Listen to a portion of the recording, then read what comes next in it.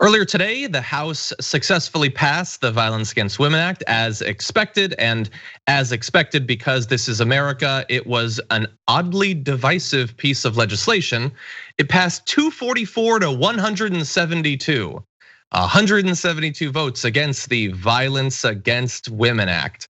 There were just 29 Republicans who joined all Democrats in support of it. Now, a few years back when this passed in the House as well, I believe it was 32 Republicans then. So violence against women apparently acceptable to slightly more Republicans than it was just a couple of years ago.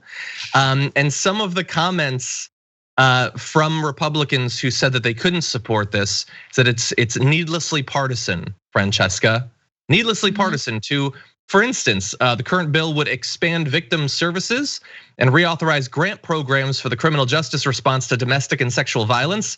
It also includes provisions that would expand housing options for survivors and end immunity for non-native perpetrators of sexual violence on tribal lands. It would also close the so-called boyfriend loophole to prevent dating partners and stalkers convicted of domestic violence or abuse from purchasing and owning firearms. And I'm going to guess that that's actually probably one of the main things that's causing so many Republicans to say this is needlessly partisan. Yes, the last point, which is you can only be violent if you're married. And even then, it's probably okay in a lot of their minds. Yeah, the boyfriend loophole once again, which is right. Just because you're not in an actual marriage with someone doesn't mean that they can't like be violent toward you in the home.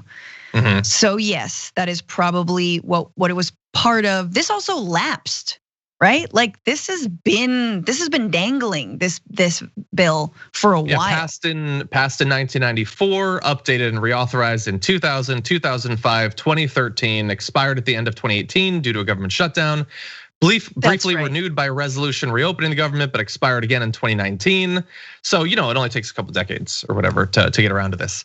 But yeah, in terms of that, the boyfriend loophole, I mean, so much of this is just so such common sense, but we already know there's like no better predictor of when a guy is going to eventually kill a woman than that he committed an act of domestic violence against her.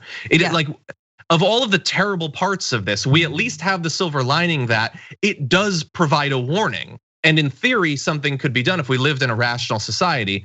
But instead, we have a couple hundred Republicans in elected office who believe that sending some sort of signal to the NRA is far infinitely more valuable than stopping women from being needlessly murdered by their domestic partners.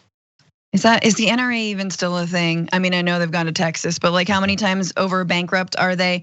This is again the ways that I just can't get my head around Republican women, and I can't get my head around the idea that they at all believe in feminism or care about women's rights or care about women's equality. Because if anything happens to them, if anything, I mean, they basically just protect the wealthiest constituents. If something happens to a woman who's wealthy or has a second home, just go to the second home or go, like the ability to access any kind of refuge from a violent partner is directly correlated to how much resources you have. That is absolutely true.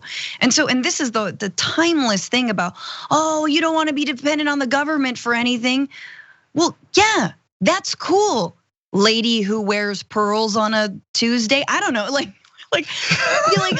what are you doing? I mean, look, pearls on a Saturday, fine. But just, I mean, this is the entire ideology of Republican women, which is, don't rely on the government, just rely on your big strong partner who hopefully won't be brutalizing you or trying to hurt you. The second thing I'll say is, oh no, go on. No, go ahead. Well, I was just saying the only other thing I can imagine some Republican women saying is just get a gun. Like, doesn't matter if you're like potentially at risk of being murdered. That's just a better reason to have a gun. So they really get it both ways. The potential murderer gets to buy more guns, and it actually sort of, in some ways, puts pressure on the women to arm themselves as well. It's it's hateful and cruel and needless, but it does sell guns. And yeah, exactly. And I think the other thing I was gonna say is that, again, we silo these issues so much. So we see the Violence Against Women Act as just a thing about, it's just women. It only applies to women. Yay, women, and then men's rights activists are sounding off and they're being red pilled right now. Well, guess what?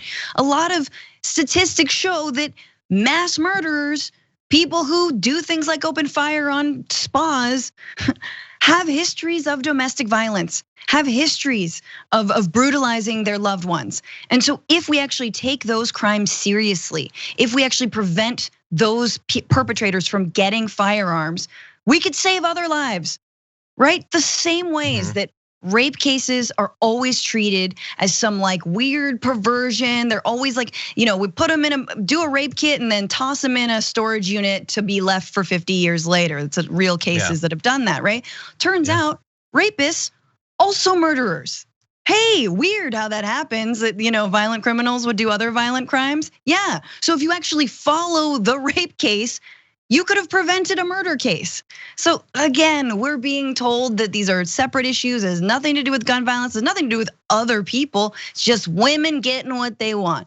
I realize I'm just sort of imagining the right winger and Tucker Carlson, because that's how much real estate they take up in my brain.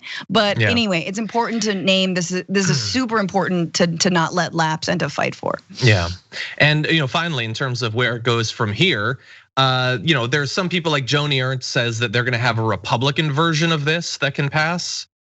Okay, what exactly would the difference be? I think I know, it's stripping out anything having to do with guns because we wanna make sure that we keep these guys armed, but maybe that's possible.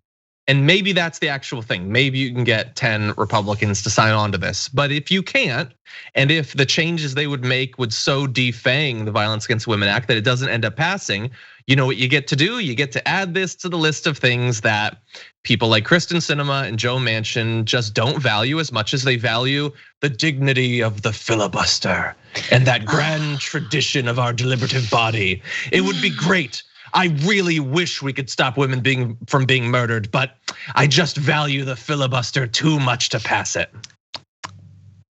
Thanks for watching The Young Turks, really appreciate it. Another way to show support is through YouTube memberships. You'll get to interact with us more. There's live chat emojis, badges. You've got emojis of me, Anna, John, JR. So those are super fun. But you also get playback of our exclusive member-only shows and specials right after they air. So all of that, all you gotta do is click that join button right underneath the video. Thank you.